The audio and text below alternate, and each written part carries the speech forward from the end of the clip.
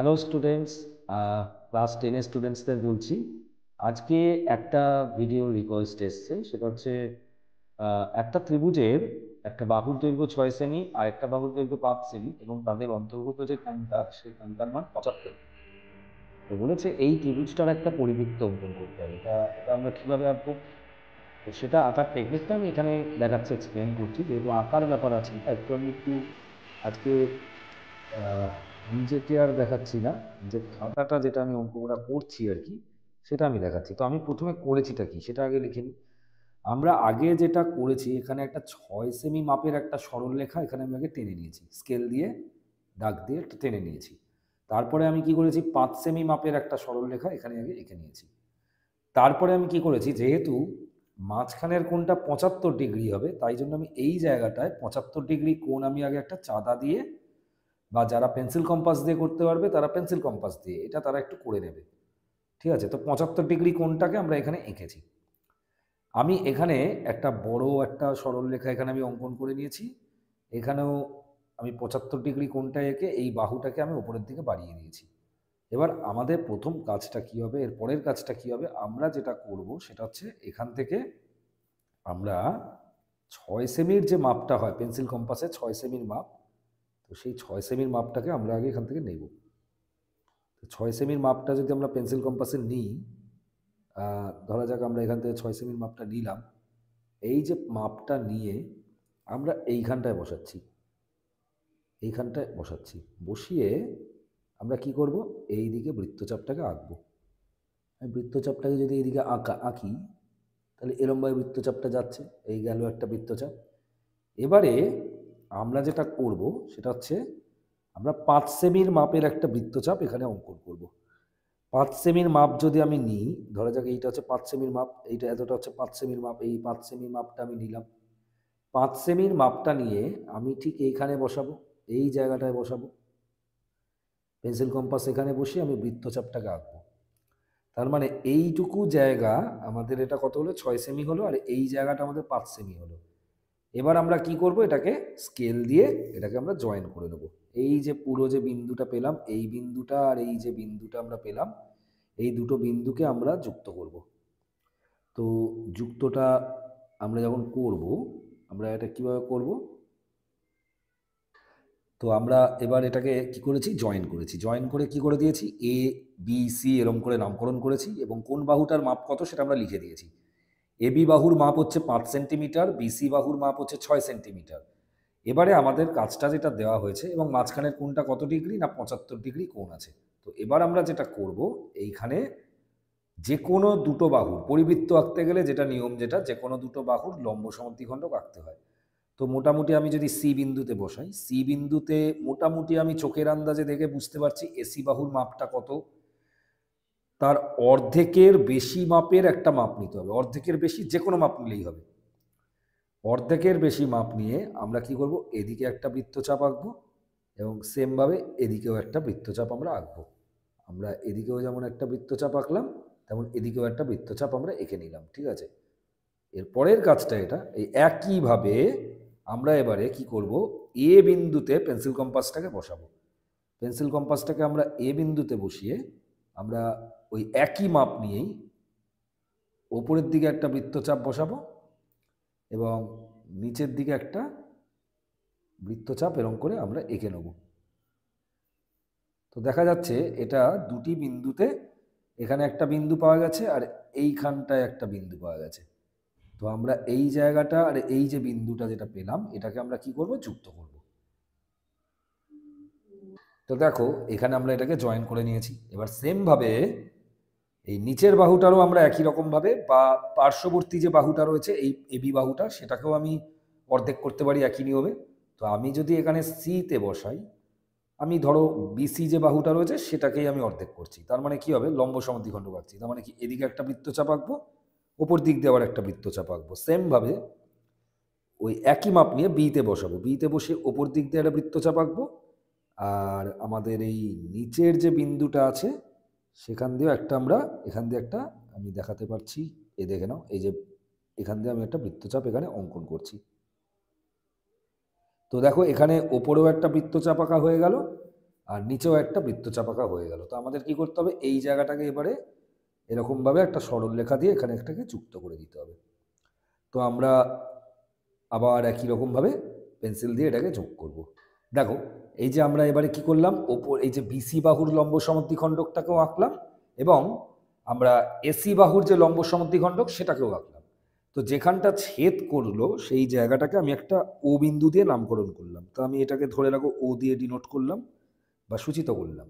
এবার যেখানটা ছেদ করেছে সেই ছেদ বিন্দু থেকে আমাদের কি করতে হবে, এখানে একটা এই এ বিন্দু বা বি বিন্দু বা সি বিন্দুকে আমাদের কি করতে হবে, যুক্ত করে দিতে হবে।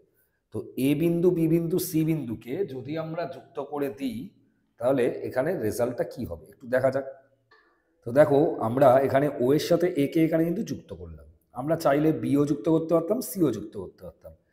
এবার যেটা আমাদের করতে হবে, এই ও থেকে এ পর্যন্ত পেন্সিল কম্পাসে মাপটা নিতে হবে। মানে যেটাকে আমি ও থেকে যুক্ত করেছি, যে বিন্দুটা, যে শীর্ষবিন্দুটা যুক্ত করেছি, সেই শীর্ষবিন্দু পর্যন্ত মাপটা নিতে হবে। ও থেকে মানে মাপটা পেন্সিল কম্পাসটা ওতে বসিয়ে এ পর্যন্ত একটা আমাদের পেন্সিল কম্পাসে মাপ নিতে হবে। নিয়ে আমাদের এই যে তিনটে যে শীর্ষবিন্দু আছে, এই তিনটে শীর্ষবিন্দু দিয়ে আমাদের বৃত্তটাকে আঁকতে হবে, ঠিক আছে? তো আমরা যদি আঁকি তাহলে দেখা যাবে যেটা হবে,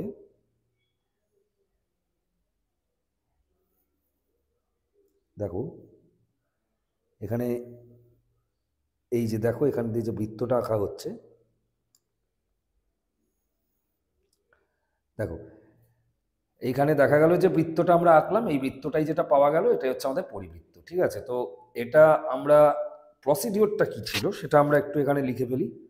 আমরা এখানে প্রথমে যেটা করলাম সেটা কি করেছিলাম, আমরা প্রথমে যেটা করেছিলাম, এখানে আমরা প্রথমে যে স্টেপটা যেটা লিখছি, আমি স্টেপগুলোকে পরপর পরপর লিখছি।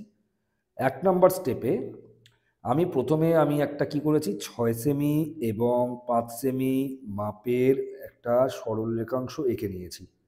মাপের সরল রেখাংশ স্কেল দিয়ে, পেন্সিল দিয়ে এঁকে নিয়েছি, সরল রেখাংশ এঁকেছি। এটা হচ্ছে প্রথম ধাপ। স্টেপ 2 কি করা হয়েছে, স্টেপ 2তে যেটা করা হয়েছে, প্রথমে 75 ডিগ্রি কোণ এঁকে, 75 ডিগ্রি কোণ এঁকে এটা আমরা নিয়েছি, ঠিক আছে, বা এঁকে নেওয়া হলো।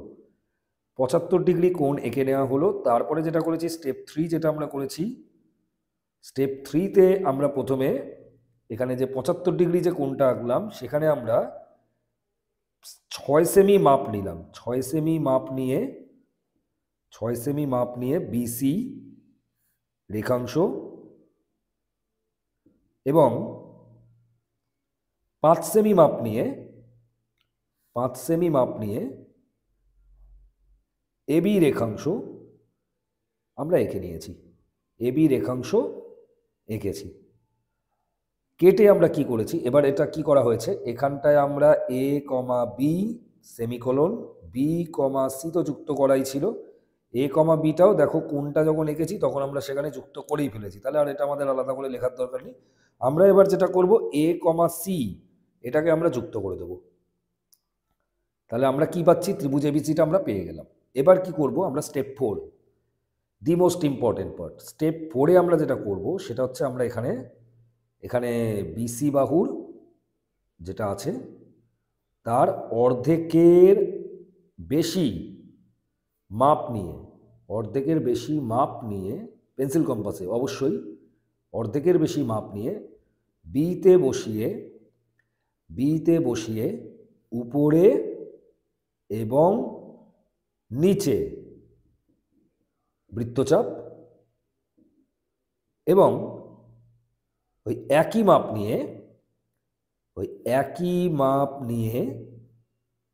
সিতে বসিয়ে উপরে এবং নিচে বৃত্তচাপ আঁকা হলো। সিতে বসিয়ে ওই একই মাপ নিয়ে বৃত্তচাপ আঁকা হলো। তাহলে কি লিখলাম, বিসি বাহুর অর্ধেকের বেশি মাপ নিয়ে বিতে বসিয়ে উপরে এবং নিচে বৃত্তচাপ, এবং একই মাপ নিয়ে সিতে বসিয়ে উপরে এবং নিচে বৃত্তচাপ আঁকা হলো।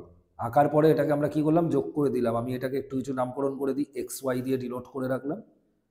সেমভাবে স্টেপ 5 যেটা আমরা করছি, স্টেপ 5 5 নাম্বার স্টেপে যেটা আমরা করেছি সেটা হচ্ছে আমরা এখানে এসি বাহুর অর্ধেকের মাপ নিয়ে, অর্ধেকের বেশি মাপ নিয়ে এই একই স্টাইলে করব, ঠিক আছে? অর্ধেকের বেশি মাপ নিয়ে আমরা কি করব, ওই একইভাবে এখানটায় দেখো এই অর্ধেকের বেশি মাপটা আমরা নিয়েছি, এসি বাহুর অর্ধেকের বেশি মাপ নিয়ে আমরা সিতে বসিয়ে একবার এদিকে বৃত্তচাপ আঁকলাম, তারপরে আবার এদিকে বৃত্তচাপ আঁকলাম। সেমভাবে ওই অর্ধেকের বেশি মাপটা নিয়ে এতে বসিয়ে এদিকেই বৃত্তচাপ আঁকলাম, আবার এদিকেই বৃত্তচাপ আঁকলাম। তো দেখো, তো বেশি মানে অর্ধেকের বেশি মাপটা নিয়ে আমরা সি এবং এতে বসিয়ে উভয় পাশে বৃত্তচাপ আঁকলাম, উভয় পাশে বৃত্তচাপ আঁকলাম, বৃত্তচাপ আঁকলাম। এবার আমরা কি করব, আমরা যেটা করব স্টেপ 6 6 নম্বর স্টেপে যেটা করব, আমরা ওই দেখো ওই যে বৃত্তচাপগুলোকে আমরা যোগ করব এবং এক্স ওয়াই সমদ্বিখণ্ডক একটা পেয়ে গেলাম। আর দেখো এখানে আরেকটা সমদ্বিখণ্ডক আমি পাচ্ছি ছবিতে, সেটার নাম আমি দিয়ে রাখলাম পি কিউ। তোমরা পেন্সিল দিয়েই মার্ক করো, কোনো প্রবলেম কিছু নেই। তাহলে x y comma P Q সমদ্বিখণ্ডক বা লম্ব সমদ্বিখণ্ডক, x y comma P Q লম্ব সমদ্বিখণ্ডক আঁকা হলো। এটা আমরা এঁকে নিলাম এখানটায়। এবার কি করব, এরা ওতে ছেদ করে, এটা আমরা ধরে নিলাম ওতে ছেদ করে, তাহলে ওতে যদি ছেদ করে, দেখো এখানে ওতে ছেদ করেছে লম্ব সমদ্বিখণ্ডক দুটো। এবার আমরা কি করেছি এখানটায় সরি, ও কমা এ কে যুক্ত করেছি। ও কমা এ যুক্ত করা হলো করে ও এর মাপ নিয়ে, ও এর মাপ নিয়ে, ও এর মাপ নিয়ে ওতেই বসাতে হবে। ওতে বসিয়ে একটা বৃত্ত আঁকবো, একটা বৃত্ত এখানে আমরা আঁকবো, ঠিক আছে? তো এই যে আমরা যে বৃত্তটা যে আঁকছি সেখানে বৃত্তটা যে আঁকা হলো, এই যে বৃত্তটা আঁকলাম, এই যে বৃত্তটা যেটা আঁকলাম আমরা এখানে, এটা একটু খেয়াল করে দেখো। এটা বেসিক্যালি যেটা হচ্ছে, এটা তোমার ত্রিভুজ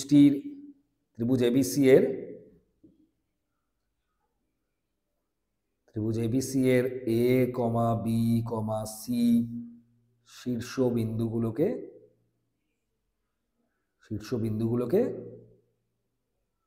ঠিক আছে স্পর্শ করে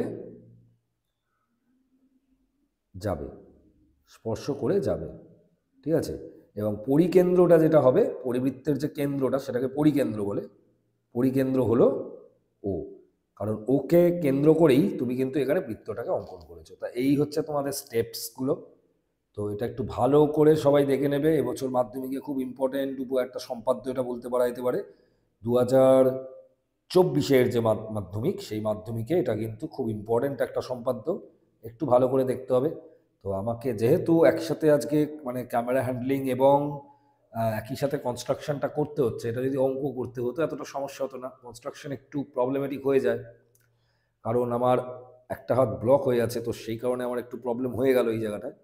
তো ছবিটা হয়তো অতটা পারফেক্ট করতে পারলাম না, তবে তোমরা চেষ্টা করলে কিন্তু এটা করে ফেলতে পারবে। যে স্টেপসগুলো আমি বললাম, এই স্টেপসের মাধ্যমে কিন্তু ইজিলি ছবিটাকে তোমরা এঁকে ফেলতে পারো, খুব সহজেই তোমরা ছবিটা আঁকতে পারবে। প্রথমে স্টেপটা কি না, ত্রিভুজটাকে আঁকতে হবে, ত্রিভুজটাকে এঁকে নিয়ে তারপরে যে কোনো দুটি বাহুর লম্ব সমদ্বিখণ্ডক তোমাদের অঙ্কন করতে হবে। লম্ব সমদ্বিখণ্ডক দুটো যেখানে ছেদ করছে, সেই ছেদ বিন্দুটাকে তুমি ও দিয়ে নামকরণ করছো।